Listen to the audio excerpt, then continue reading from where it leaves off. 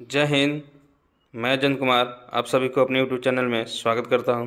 चलिए आज इस वीडियो में देखेंगे कि केंद्र सरकार का डीए आज बढ़ोतरी किया गया है। तो देखते हैं कितना परसेंट बढ़ोतरी किया गया है। तो देखिए, सरकारी कर्मचारी के लिए खुशखबरी।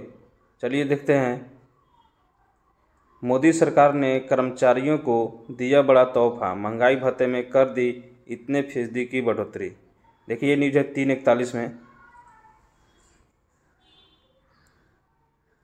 फाइनेंशियल ईयर शुरू होने से पहले ही मोदी सरकार ने सरकारी कर्मचारियों को लेकर बड़ा फैसला किया है। शुक्रवार को केंद्र सरकार ने महंगाई भत्ते में 2% का इजाफा किया। कितना किया है? 2% का।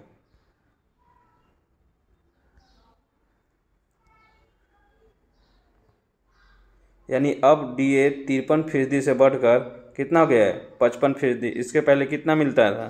53%। अब हो गया है 55%, जिससे लाखों कर्मचारियों की सैलरी में इजाफा होगा। क्या है डी और क्यों मिलता है? तो चलिए देखते हैं। डी का है ड्रेनेज अलाउंस, यानी महंगाई भत्ता। तो सरकारी कर्मचारी को महंगाई के असर को कम करने के लिए दिया जाता है। दरअसल क्या है, बेसिक सैलरी हर 10 साल में पे कमीशन तय करता है।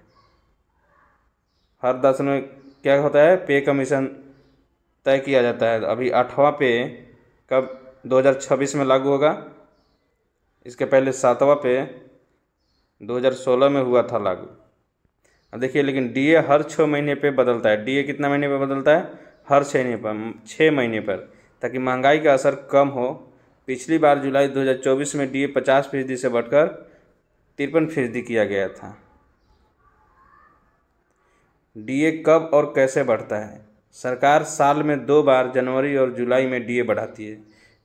जनवरी और जुलाई में डीए बढ़ाती है। हालांकि घोषणा देर से हो सकती है, लेकिन डीए की गणना जनवरी और दिसंबर के महंगाई आंकड़ों के आधार पर होती है। डीए बढ़ोतरी अगर देर से भी होगी तो कोई दिक्कत नहीं है, लेकिन जब से लागू होता है, जैसे कि जनवरी का है, तो जनवरी में नहीं लागू होके अगर मार्च अप्रैल में लागू होता है डीए, तो जनवरी से ही मिलेगा जोड़ के। आपको बता दें कि कैबिनेट का फैसला सिर्फ केंद्र सरकार के कर्मचारियों पर लागू होता है। कैबिनेट का फैसला कहाँ होता है? केंद्र सरकार के कर्मचारियों पर। हालांकि बाद में राज्य सरकारें आमतौर पर केंद्र का अनुसरण करती है। बाद में जो राज्य सरकार है वो भी जैसे केंद्र सरकार बढ़ाती है वैसे ही राज्य सरकार बढ़ाती है, लेकिन वे अलग समय पर या अलग दर से भी डीए बढ़ा सकती है।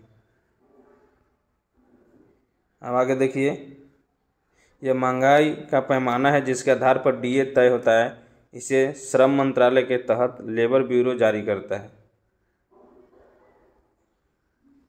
अब देखिए यहाँ कितना पैसा बढ़ा है डीए में।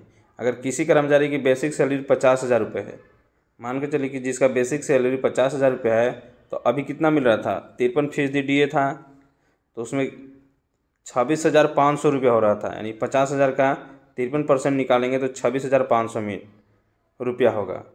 लेकिन अब क्या है कि 2% बढ़ गया है। कितना बढ़ गया? 2%।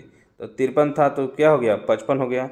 इससे अब 50,000 का अगर निकालेंगे 55% तो हो जाएगा 27,500 डी मिलेगा। यानी 1,000 रुपये की प्रति महीने का फ़ायदा हुआ। माने जितना सैलरी है उसमें 1,000 बढ़ोतरी हुआ।